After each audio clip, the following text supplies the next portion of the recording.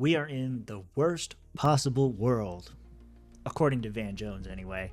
He says that we're in the worst possible world because Joe Biden is not stepping down.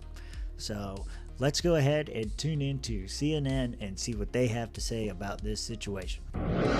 God knew President Biden needs some love, and God sent him here today so that we can show him. Come on, let's show him some love.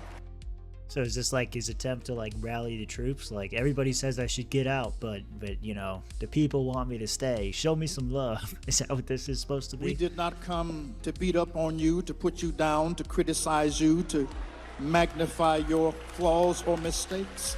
We come to love you. That was just one stop on the president's swing state tour this week. He's expected to visit Michigan on Friday as he tries to stave off calls to step aside from the 2024 race, even as there are some new signs that Democratic opposition to his candidacy is growing. I want to bring in two very well-connected Democrats, CNN political commentators Van Jones and Bakari Sellers. Nice to see you both.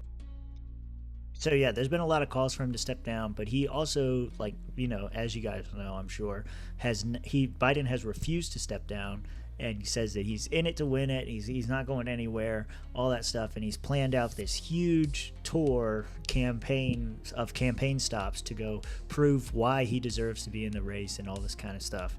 I've got a theory about this, and I don't know if I'll do it in this video or not, but let's let them continue, and we'll comment on the story at hand. First and foremost, I'm sure you were able to listen to what President Biden just said, talking about all of the reasons why he believes he should be president again, but then at the end joking that he only looks 40 years old and that he's never been more optimistic if we stick together. Van, I'll start with you. Well, look, I mean, he's still in the race, and he's doing what he's supposed to do. I'm glad to see him out there. I'm glad he's doing interviews. I'm glad he's doing all those things. The challenge is that the numbers are not encouraging, and the party is no longer united. You already have 4 House Democrats who are saying step down. You're going to have more. You're going to have more. This week, unfortunately, you're going to have the split screen of the president having, NATO allies here, and people in his own party looking at this math. As David Axelrod said, this time 4 years ago, Biden was up 10. He's down 6. We needed that debate to turn things around. It did turn things around in a negative direction.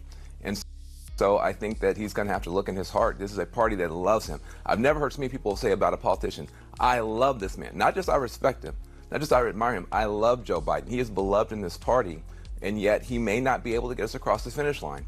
And I think people are hoping that he will recognize we're running Kamala Harris for president right now. That's who we're running. Nobody believes Joe Biden's going to be president in 4 years. And so we're in the worst possible world because she can't defend herself. She has to defend him. We can't defend her. We have to defend him. If we're basically running Kamala Harris anyway, let's run Kamala Harris and let her get out there and defend herself and accept that's where we are. The reality is, we are running Kamala Harris for president one way or the other. What? I'd rather run her for president in the strongest way rather than the weakest way. That's like Van Jones says some ridiculous stuff sometimes, but I think he's kind of right about that. Like, whether they officially put Kamala Harris's name as the presidential candidate or not, electing Joe Biden or putting Joe Biden on the ticket or, campaigning for him is essentially campaigning for his vice presidential pick. And people will say the same thing about Donald Trump. I think Van Jones makes a solid point there that, no matter what Democrats want to say right now, they are campaigning for Kamala Harris. And so not as ridiculous as I thought it was going to be. I did expect him to be on the side of Joe Biden needs to step aside. Not for the reason I thought you might say, but that's pretty interesting. I wonder with this other guy if he's going to disagree or agree. Bakari?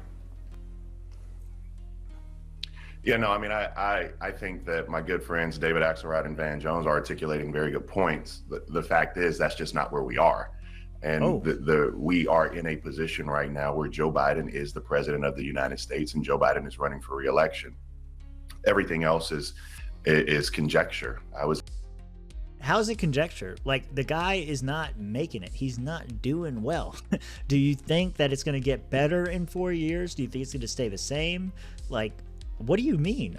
I think Van Jones made some good points. What do you think? Let's have Bakari make his case some more. I was at Essence this weekend with Kamala Harris. I was with her a couple of weeks ago. The vibes were what the vibes were. They were high, enthusiastic, not just about the vice president, but about going out and voting. And I think what people are missing outside of DC or when you're talking to other journalists is that when you go out into the streets of America, I was fishing and caught about 8 crappie last week in Orangeburg County with my good friend Jared Lodeholt and his uncle. And we were just sitting back there having a conversation, just a group of black men. And everybody was resigned to the fact that, look, we're going to go out and do what we have to do and vote for Joe Biden, because I think that people miss the mark when they make this about Joe Biden versus Donald Trump. Because for many of us who find our communities in a place of survival so often, you're not voting for the man. You're voting for the ideals. You're voting for the administration. You're voting for the things they can push forth. And so I'll let others have the conjecture about the gamesmanship and of who's going to be the nominee and when and where.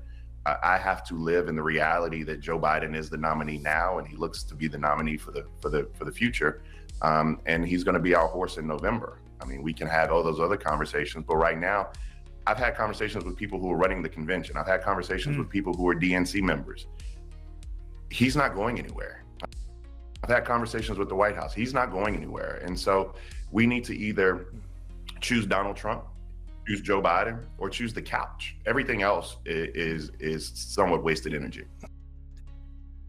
You know, to his point, Biden's not going anywhere. I keep saying that on this channel and all the content that I put out. But to his point, like, you do kind of have to live in that world. But if you don't recognize the reality of the situation to say that you're not running Kamala Harris, I think, like, again, Van Jones made a great point there earlier that whether you put her at the front of the ticket or not, she is on the ticket. She is something that people are looking at.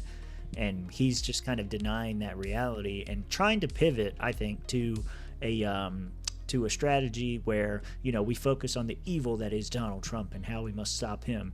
I think strategically speaking, that's probably the best move for Democrats if they're going to be stuck with Joe Biden, is to try to, you know, point out the differences and try to say, you know, make the case for your candidate, not really for the sake of your candidate or on his own merits, but on the fear of the other guy. So that's the tactic. It's a fear strategy that, you know, they want to go with, rather than putting up a candidate that can actually articulate concerns about Donald Trump in an effective way. Van, we have about 50 seconds left. Go for it. Respond, please.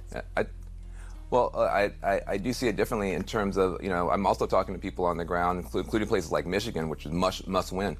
I can't find a single person who wants Joe Biden to stay on the ticket, and I'm looking. People, yes, there are people who realize if it comes down to it, I'll vote for a wet Elmo doll and running with a dead skunk over Trump. I think a lot of people are going to do that. Yeah, there was Destiny very famously said on Piers Morgan that he would vote for a corpse over Donald Trump. There's definitely people that are in that camp. I think that's what I believe it was Mitt Romney that popularized the idea back in 2012 or whenever that was. But he said, 47% of the vote is already decided. You know, on either side, on Republican and the Democratic side, it's always the fight for the middle. It's always the fight for the independents and all that kind of stuff. So, you know, the baseline is there. I don't see him getting lower than that, but and Trump either. But yeah, there's some harsh realities there. Okay, that's the end of it. Yeah, that's the Van Jones take. Surprisingly insightful, and I think he actually made a good point. We'll see what you guys think about it. My theory there, something that I've been kicking around lately, and I wonder what you all think about this, is the idea that Biden failed the presidential debate on purpose. And hear me out. Here's my thinking: is Donald Trump, for a long time, his greatest asset has been that he was the underdog. You know, he was cheated. The whole deep state is going after him. All of this kind of stuff. He's using that underdog status to his advantage, and that's typically where Trump seems to do better. Right? In 2016, that was a big part of his victory as well. Is, you know, he was the underdog candidate that everybody laughed at from the very beginning. And people like Ann Coulter were smart enough to point it out at the beginning that he had a real chance at winning, and he did. And so that status kind of helped him out. And so by Joe Biden purposely fumbling on the debate stage, we're getting super tinfoil hat here, but by purposely failing on the debate stage, he kind of changes the narrative. Now Joe Biden is the underdog. It used to be Trump was the underdog, all this convicted felon, this lawfare state, everything else coming against him. Well, that whole conversation has shifted now, and now Joe Biden's the underdog. And it kind of takes all of that energy out from Donald Trump. And if you notice right now, a lot of the conversation is about Joe Biden. It's not necessarily about Donald Trump, or even, I'm interested to see who he's going to pick for VP. I'm interested in learning more about this Project 2025 stuff. I do have my own interest there, but it seems like most of the conversation is around Joe and Kamala and the merits and demerits of each of them, and who would be the better candidate and all that kind of stuff. It kind of shifts the conversation. Now, here's what'll kind of seal the deal, I guess. When we get to that second debate, I think it's September 10th. We got many months until then. If we're right in what we think right now, that Joe Biden is rapidly deteriorating and whatever, and he manages to get through the convention and cinch the nomination and all that kind of stuff. If Joe Biden makes it to that second debate and outperforms not only the low bar expectations, but comes out, lucid and fluent and all that kind of stuff, then I think that this theory I've been kicking around kind of makes sense. But what do you guys think about it? Let me know in the comments. Thanks for watching. We'll get to the next one.